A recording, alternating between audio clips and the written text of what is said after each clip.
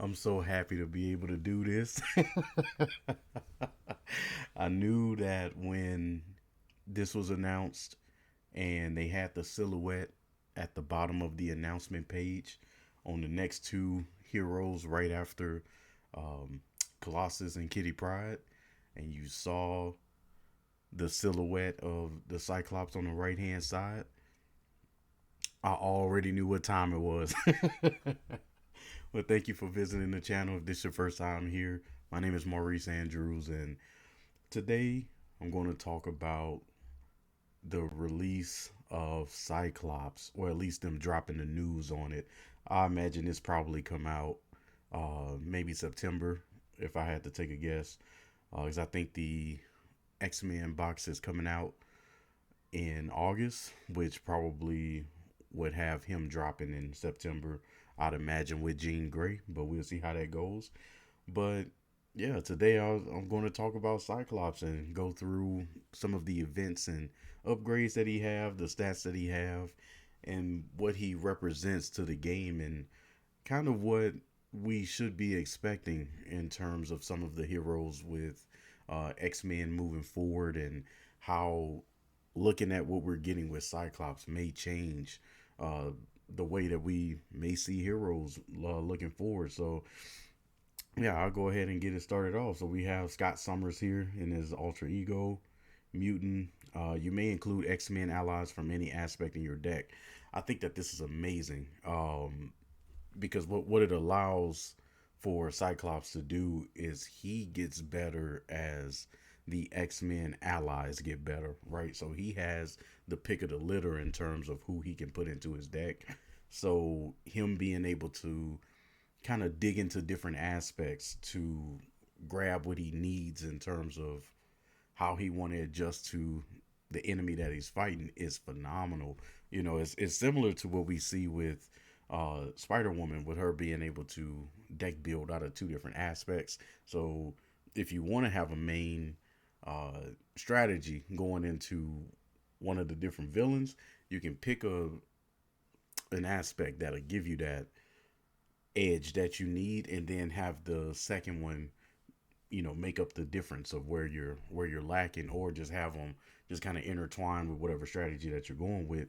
And this gives Cyclops the opportunity to be able to do that with allies.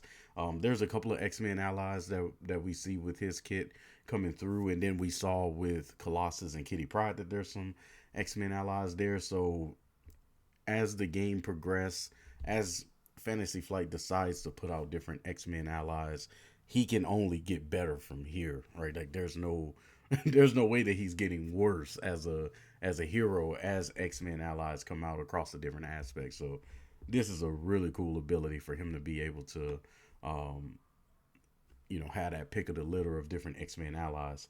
So his alter ego ability, constant training, action, search your deck for a tactic upgrade and add it to your hand. Uh, if I remember correctly, I don't think that there's a lot of tactic upgrades within the game right as of this point right now. I think there's one or two in protection. There may be one in justice. I don't. I think there's one in aggression as well. The counter attack, I think, is a tactic upgrade, as well as um, rapid response. So in terms of tactics, like there's not a lot of upgrades around. There's a ton of events that are tactics, but not upgrades. And we'll see as we progress that he actually have several tactic upgrades in his kit, which helps. I would hope that they continue to bring out tactic upgrades. Maybe not for him specifically, but just in general, if we're going to start having heroes revolve around these different uh, events that have these keywords of tactics, and then you got skills and conditions, right? Maybe along the line we'll start to see more and more heroes take advantage of those traits, just like he is with tactics. But his is very specific with upgrades. So hopefully there'll be more of that coming along. So that would be nice. And that's a once per round, which is run of the mill in terms of usage of uh, alter ego actions. So we have the hand size of 6, hit points 10, run of the mill, nothing crazy. On his hero side, 212, run of the mill. So there's nothing crazy there. X Men, so it's cool that we're getting that title now. Optic Blast, so it's an action and an attack. Spend a resource of any type, deal 3 damage to an enemy with an upgrade attached. So as we go through the cards, I've already taken a look at what he revolves around. So I'll do my best to reference back to the Optic Blast, but he does have tactic upgrades that he can attach to different villains and minions out there. So this allows him to be able to spend a resource to deal 3 damage to someone. Unfortunately, it's only once per round, which I'm not quite sure why that is, but maybe as we go along, it'll start to make more sense. But I wish that this was something that you could have done more than once, similar to Star Lord having his pistols, being able to drop a resource and use those. Um, so yeah, let's go ahead and get into it. So we're already taking a look at these two. So here go his first tactic upgrade. So this is exploit weakness, attached to an enemy, max 1 per enemy. Temporary. So they talked about it in the article where temporary, if it's still there by the end of the round, you remove it. Kind of similar to the way that Nick Fury plays. So this one is max 1 per enemy, temporary. Increase the amount of damage attached. Increase the amount of damage attached enemy takes from each attack by 1. Your boy struggling today. So this is a cool one. For you to be able to put an upgrade on an enemy, and whatever damage you do, you increase it by 1. So this, I think, would be nice to have on a villain if you're going for a big play, or if you just need to get one of those pesky minions off. Some of those Kree militants that have like 7 HP, or if you are a masochist and decide to play with Ronin as the print and play minion, or MODOK, this is a quick way to get them off the table as fast as possible, because they just soak up so much damage. So this is a good way to, make a play to try to get rid of the villain pretty quickly, or try to get rid of some of those minions quickly. So I think that this more or less just plays into that leadership style that Cyclops has. So from a thematic standpoint, I'm liking what I'm seeing so far. So here's this next one. That's another tactic upgrade. Practice defense. Attached to an enemy, max 1 per enemy. Temporary. Once again, attached enemy gets -1 attack. So this is probably going to be focused on the villain, right? So you dump it on the villain. They have -1 at least for that round, so that can help with if you're an enemy. Oh, excuse me. If you're in your hero form and you're trying to stay up as much as you can, this allows for that opportunity to stay up maybe an extra round longer than what you wanted to stay up, or at least allow you to be able to not flip down to alter ego if you're struggling with the scheme. So I think that this is decent. Like, I think that it's something that at least kind of tame, or I would say even scale in multiplayer, right? So that's -1 for each attack that's happening. So, and if the villain attacks multiple times in that round, that's -1 that they're attacking for each of those attacks. So that could be make or break with losing you the game potentially. His next one is priority target. It's another 0 cost. I'm kind of liking the cost of of all of his upgrades, man. It's kind of cool. You don't see this all that much, man. With somebody who's accustomed to playing Thor, this is cake. So this is another tactic upgrade. So attached to an enemy, max 1 per enemy. Temporary again. Interrupt. When attached enemy is defeated, the player who defeated it draw 2 cards. So this is a cool way to get some tempo going. This is 8 of 15. So it looks like he may have a few of those in there. Yeah, so this is similar to Valkyrie, where she has the death no, not the death glow. The I can't remember the name of her card, where it's a 0 cost. She summons a minion and be able to draw 2 cards. I think that this is a good way to help you out with tempo if you're trying to get extra allies out. Depending on what you choose to do with Cyclops, this gives him that opportunity to try to gain some tempo to get some extra upgrades out early or get some extra allies out to try to help manage the board or control the villain if that's the case. This is be a pretty cool one to have out, especially if there's minions out, because it's looking like, at least with Cyclops, that he's starting to, just with the cards that I see, he's looked like he may specialize in minion slaying, or at least with getting them out to the field and taking advantage of whatever kickers you get for taking out minions. So if you're paired with Spider-Man and he has the spider tracker out, you can summon the minion, have Spider-Man put that spider tracker on, get rid of them with this card. So now you get to remove, I think it's 3 or 4 threat on top of another 2 cards. So that seems to be the lane that Cyclops is starting to go towards, where maybe he's just a minion slayer. Which, I mean, I'm not mad. You're talking about somebody whose favorite hero is Thor in the game, but I think that this is a pretty cool card. I like it. So Field Commander is a 1 cost upgrade title. So you take the first turn during the player phase. When your turn is done, play proceeds in player order, starting with the first player. You do not take another turn. Each Cyclops upgrade attached to a minion loses the temporary keyword. Oh, okay. So, that's interesting. I think that might have been better if, well, maybe not. Because I was thinking maybe it'd have been better if you added the villain on there, but maybe there's some that you want to keep cycling through, right? Just like that previous one we talked about. It may not be something you want stuck on the villain, right? But this is cool, especially if there's a reason why you put an attachment on a minion and they still end up surviving that round, because sometimes that encounter deck can just ruin a turn for you. Where you end up with 1 or 2 cards in your hand instead of your whole 4 or 5 or 6, depending on what hero you're playing as. So this gives an opportunity for you to still be able to pull off some things if it doesn't work out according to plan. So um, I think that can work. Like it allows for some planning on the field. It buys you some time to be able to organize or set out whatever strategy you want with the tactic upgrades that he has. So I think thematically, man, this might be one of the better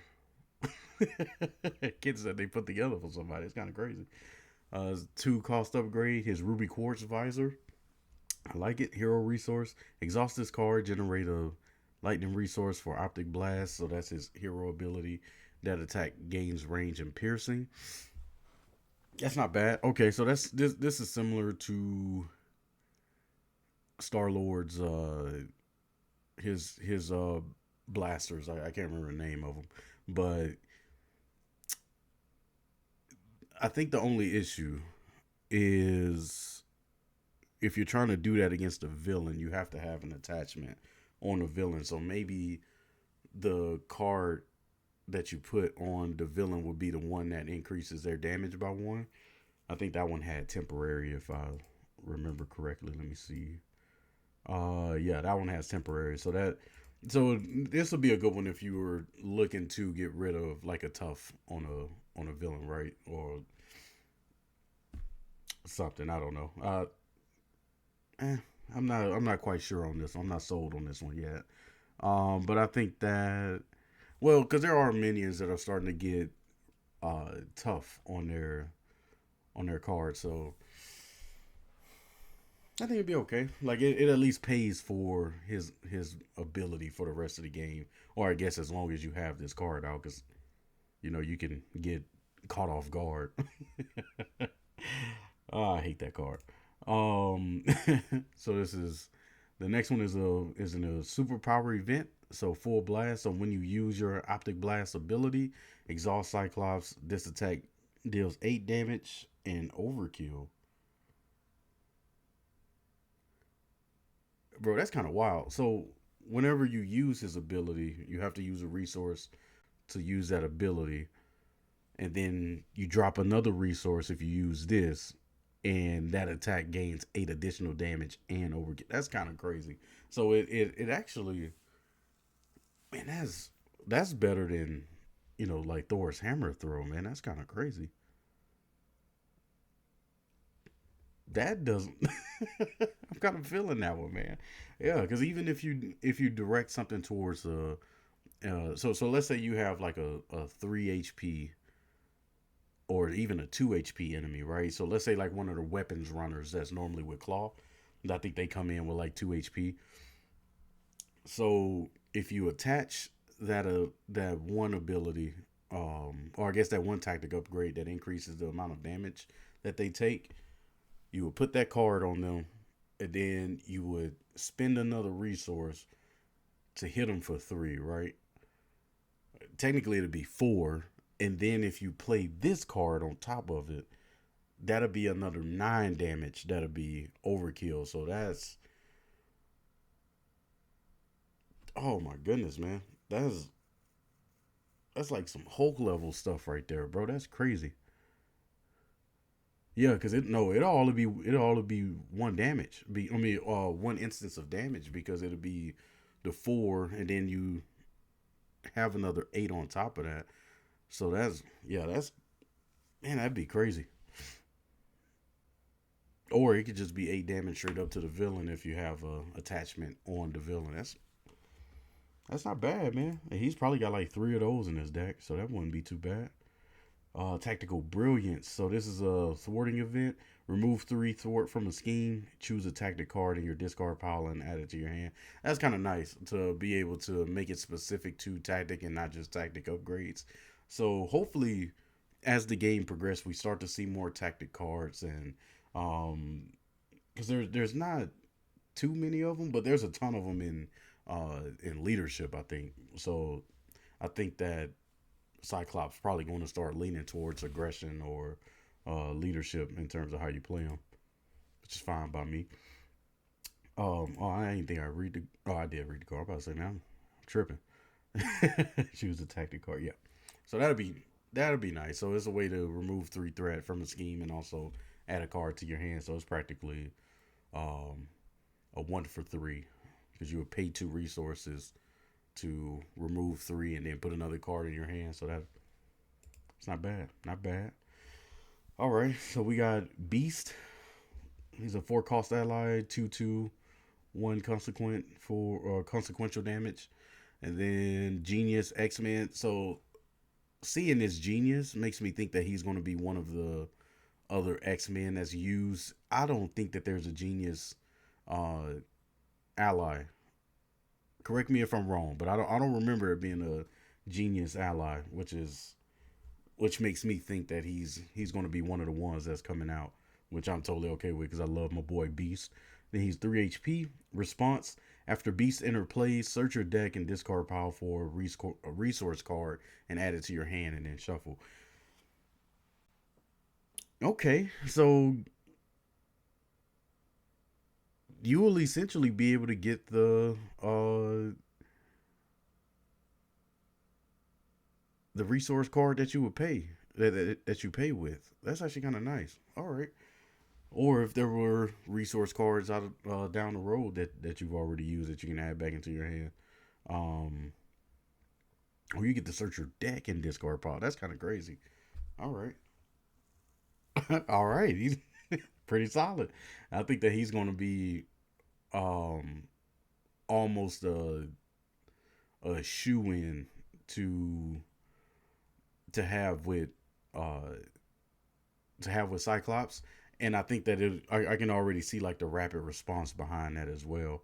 If you can get a way to get him out there, and then maybe attack with him a couple of times, especially if you have command team. I think is the name of the card that allows you to ready a hero. I mean, an ally, so you can get a couple of activations with him, and then uh, have him block your next attack, bring him back in, and then get another resource card.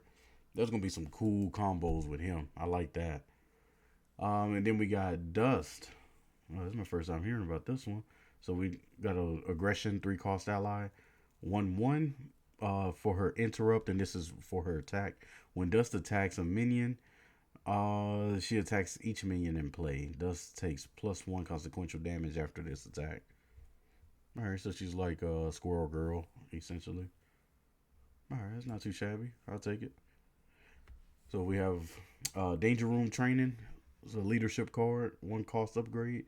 So attached to an X-Men ally, max one training upgrade per ally. All right, so we're gonna start seeing some more of those. Attached ally gets +1 thwart, +1 attack, and +1 hit point. That's a lot for +1, man. I mean, that's a lot for a one cost. That's kind of crazy.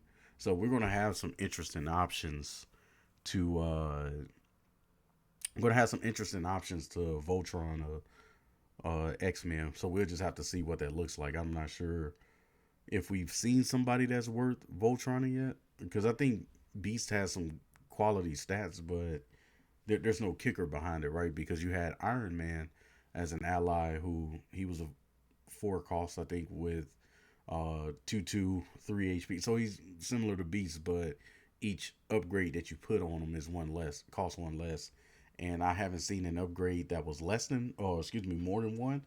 So you can easily Voltron him, but with Beast, like the cost curve for that is kind of heavy, and man, I don't know. And you want to manipulate his ability as much as you want, so you want him coming in and out of the game constantly. So yeah, I'm not sure who's going to be worth Voltroning, but we'll see. That'll be intriguing. Coordinated attack, 0 upgrade. Tactic attached to a minion, max 1 per minion. Each ally takes -1 consequential when attacking attachment. Yeah, so this going they must they must plan on having some crazy minions in this next cycle for X-Men, because at least with uh or this is once again more towards Cyclops just focusing a lot on the minions that's out there. So I don't know. Maybe we'll see some crazy level minions coming out there, or maybe this is Cyclops thing. So we'll see. But I think that this is a decent card, especially with it being 0 cost. This is right up there with what you want to see out of Cyclops, which is cool. You got a resource card, effective leadership, max 2 per deck. Interrupt when you spin this card to play an ally. That ally gets +1 attack and thwart until the end of the phase. That is solid. Yeah, once again, this will be a cool one to add or to play Beast with, right? Because he'll come in with a 3/3, or if you use at least 2 of these on him, he'll come in as a 4/4 with the 3 hit points, and if you're able to use the command team to ready him a couple of times, that'd be a nasty combo, man. I'm feeling it. Teamwork, is this the same one as the original? Yeah. So uh yeah, so whenever you attack or thwart something, you play this card, exhaust the ally, and you get whatever their attack or thwarting is added on to yours. So it's a way to be able to use them without using them, so to speak. So that if you want to keep them out there for more turns, this is a good way to do that. So this is a pretty well known card. Danger Room support, X-Men. Alter Ego response. After an X-Men ally enters play, exhaust Danger Room, search the deck, and discard power for a training upgrade and attach it to that ally. Any player whose alter ego has a mutant trait may trigger this ability. Excuse me. So I'm curious if it matters if you're in alter ego for that in terms of um other players. So let's say I'm playing with Cyclops. He's obviously a mutant, and I play. I play down Beast, right? If somebody else that I'm playing with, if they are, let's say, Colossus, but they're in hero form, are they able to activate this, or do they have to be an alter ego to activate it? That'd be interesting to see. I'm curious if, because I'd imagine, would it be in an alter ego response, it would make sense that both of you would have to be in alter ego for it to work. But I'm curious Uh, I'm curious if that would work with them being in hero, but I would imagine it's probably you probably have to be an alter ego for it to work. But just a thought, just throwing that out there. And then we got Utopia. Location X Men. If each of your allies has the X Men trait, increase your ally limit by one. All right, so this is like Avengers Mansion, um, or Avengers Tower, excuse me. Response: after an X Men ally enters play, exhaust Utopia, ready an X Men character. All right, that's not bad. That's not bad. Okay.